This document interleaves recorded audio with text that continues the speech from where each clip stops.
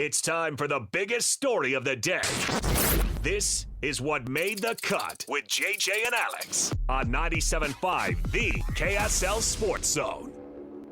Trajan Wealth brings you this portion of the show, trajanwealth.com for all your trusted local needs in retirement. Pete Fiutak joining us on the program, College Football News, where you can find that byline, collegefootballnews.com. Pete, thanks for joining us, man. How's your preparation going for the national championship game? It's fine. I had to, unfortunately, I was supposed to go down there to Miami, but now I'm not going for a variety of reasons. But I would like to be there. It's not very warm, and Holly Rowe doesn't want to shake hands with anybody. But other than that, it seems like it should be fun. I don't know. Are you guys interested in this? Like, is this like everyone says that? Oh, it's a great story and it's Signetti and wow, Indiana. But like, deep down, like the NFL playoffs are happening. There's stuff going on. The transfer portal's interesting. Like, are you interested in this game? Not the game per se, I would say. To be quite honest, Indiana looks like a juggernaut right now. Maybe, and I think you're dead on. It's NFL playoff season. Why are we playing college football games on January 19th? Remember, this stuff used to end on January 1st. Right. You know, and maybe there was like a day after or something. Look, it's fine. You know, it makes, you know, the December kind of fun or January kind of fun. And, you know, it's been a pretty good second part of the playoffs so far. But, like, yeah, it's kind of a little late. It starts to kind of drag a little bit. And that's a little bit of a problem.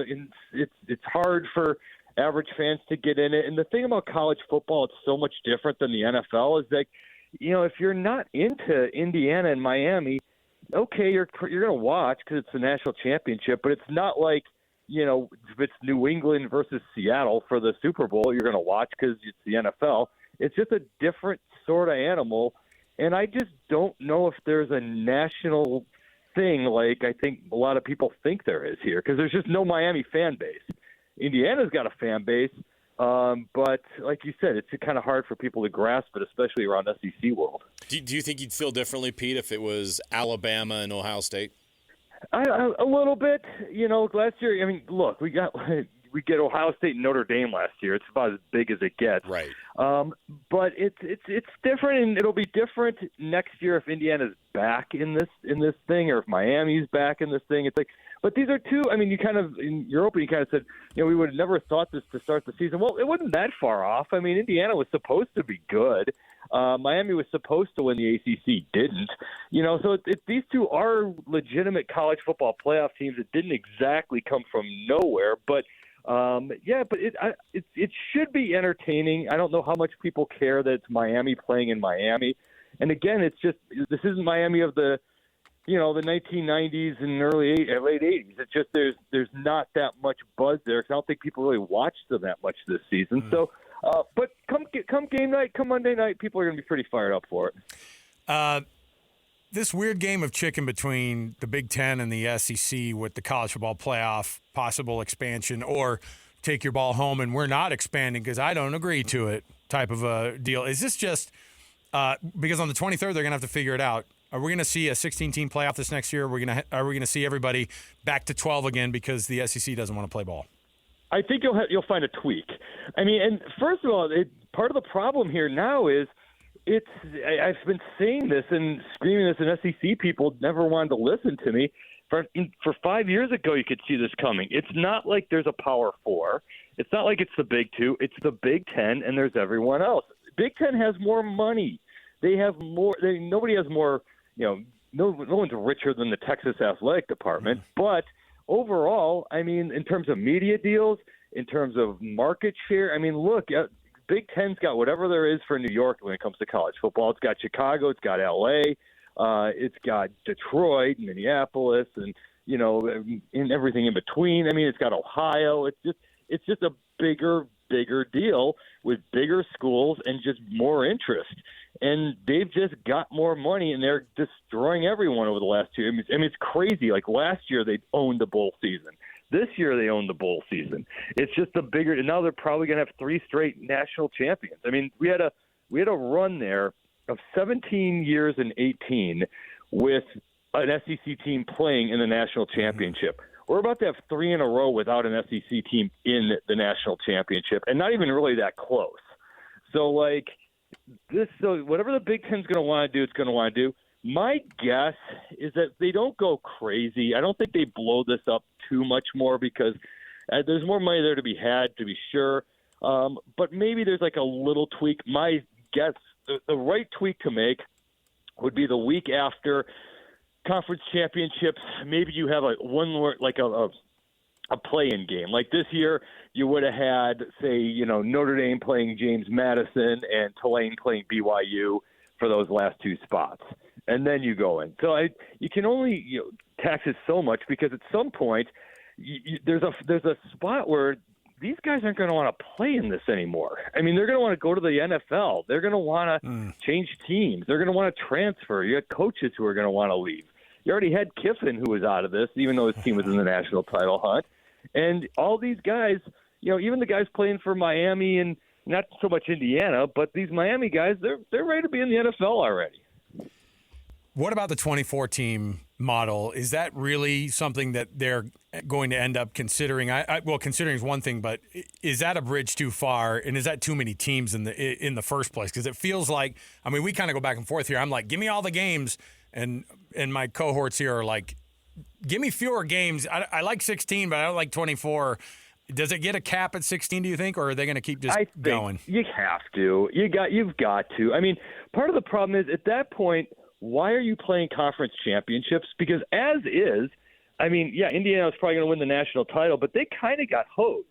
If you think about how this all played out, Ohio, they won. They were the number 1 team. They beat Ohio State, and then Ohio State got the lower seed, or got the easier seed to play than Indiana did. It had the easier path technically, which isn't right. And so, how many more games do you want these guys to play? And like I said, again, if you are if you got NFL dreams, you don't want to play more games than this. You're ready to kind of move on. And there's going to be guys who are going to want to transfer. You already kind of saw this a little bit, even with Oregon. You saw a guy, well, he's playing even though he's in the transfer portal. Well, you're not going to have that too many more times in the future. So you can't really expand too much more without changing all the other parts of the infrastructure of how college athletics are working right now. Indiana's in a national championship game. The SEC is not. Is this good for college football? Is this fresh and new? You think this is good, or do you think it was important for college football to have the same old blue bloods in there every year, whether it be for TV ratings or money or whatever? I think it's great. Look, it gives part of the problem is it's now everyone wants the Kurt Signetti type. Well, if they could do that at Indiana. Well, why can't you do this at all my friends who from Minnesota are like we've been for years thinking, well, Minnesota can never win at football. Well, why not? Look at Texas Tech is re-cranking up the transfer portal again. And so and plus it just. These big guys aren't going to just sit there and take it. They're not just like, oh, well, Indiana's number 1 in the transfer portal rankings this year. Oh, well, I guess we'll just, it's basketball season. The Ohio States of the world are going to be fine. And I do think, though, that this took an absolute perfect storm. It took Ohio State pretty much gagging away both the Big Ten championship and the playoff game. It took Michigan being down. Penn State didn't play like it was supposed to.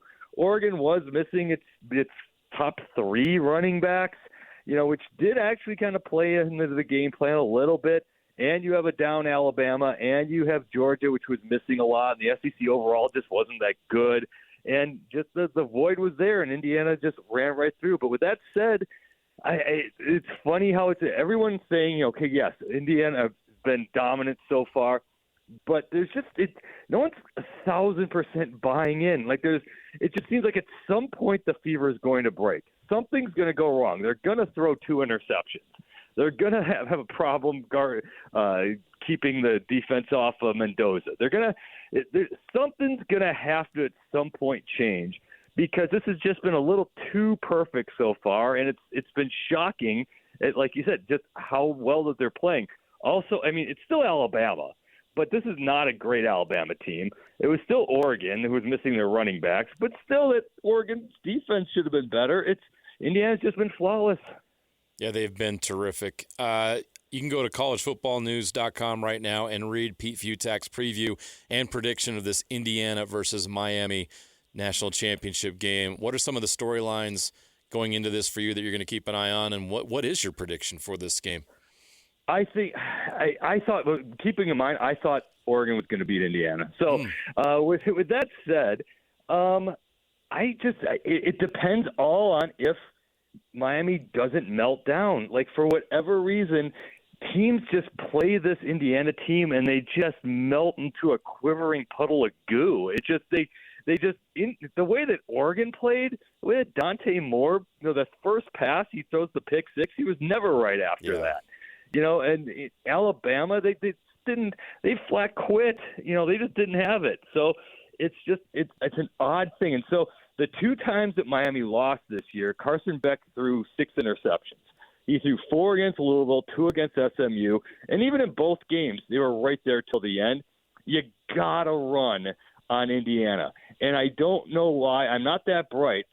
Other people have to have figured this one out. Run the ball, hand the ball off against them. Everyone stops. Everyone starts to run, and then they just cut out the game plan.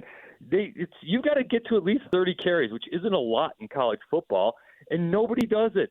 Like, Alabama has a massive offensive line full of NFL guys. They ran, 17 times? I mean, Oregon didn't have the backs again, but, they kind of stopped.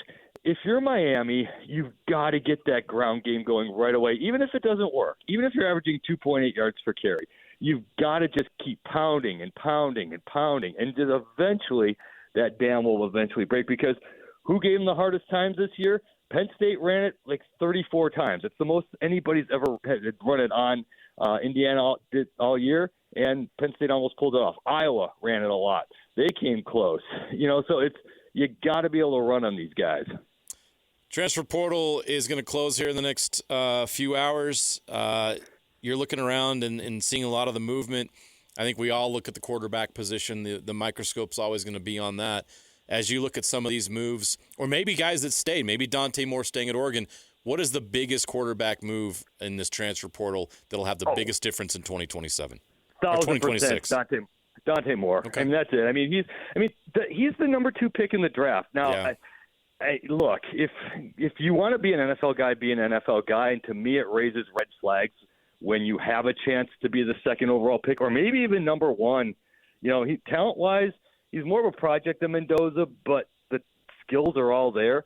If you're a top 5 overall pick in the NFL draft and you're not going, that's a red flag. You know what? That just says something about, or do you really want to be in the league? Because if that should be your desire to be there. But he's coming back, and all of a sudden Oregon's probably got one of the best quarterbacks in the country. Or if it's not Arch Manning, who's also, coming back for Texas. This has not been a good portal. And what's weird about this year, and now the new world of college football, is there weren't what came and went with a whisper were the underclassmen. Usually there's tons and tons and tons of underclassmen who come out, and all of them, or half of them, are projected to go in the 6th round, or maybe they're going to be undrafted free agents or something. There was none of that this year. If you were coming out as an underclassman, you are a top 100 pick, because there's no point in coming out now, because you can, if you're that good to be an NFL prospect, someone's going to pay you in college, so you're going to stick around for a little bit longer. So now you have more good players sticking around. This portal, I mean, I'm not a Brendan Sorsby guy, right? So I didn't think that was that wasn't that big a deal. If Darian Menson really does go from Duke to Miami, that's a big thing. Yeah. But these other guys, like Mestamaker at Oklahoma State, okay, fine, whatever. Joshua at Indiana. That doesn't. He might watch you win the Heisman next year, but I was never that huge a fan. But again, it wasn't a year where a lot of great players, not compared to last year in the portal. But okay, let's see what Lane Kiffin does with LSU with all these guys he's bringing in. Let's see if all this money works. But yeah, it's a little strange when you have unfettered free agency, and these teams can just go grab your guys, and it doesn't really matter. It doesn't, no one's going to class, so that doesn't seem to be a part of this. Right. And that was the thing. Dante Moore, he says, God, it's been a long season. I need a vacation. Well, dude, classes started at Oregon like 2 weeks ago. Like you're not going to class or anything? All right. But it's just a weird time in this sport. Yeah, it really is. And there's a lot of stuff about it that it just doesn't sit well. And, we mentioned the transfer quarterbacks, and we're watching this Indiana-Miami game, and you're going to see two transfer quarterbacks that had a huge impact. So there's somebody that's obviously going to emerge and be a big deal. We just don't know yet who that could be. And, you mentioned like how crazy this game is right now. I want to ask Commissioner Pete Fiutak, if you're named commissioner of college football, what's your first big change? My first big change is you've got to stop. You have to have a transfer portal. You have to, if coaches can leave, players should be able to leave. You just can't have unfettered free agency. Yeah. So the genie's out of the bottle now when it comes to how they're paying players. All right, originally the whole idea of NIL was perfect. You don't have to pay the labor. If the guy gets an ad deal, great. Let him have his ad deal. If the guy wants, to get a booster, gives him a car or something, okay, fine. Who cares?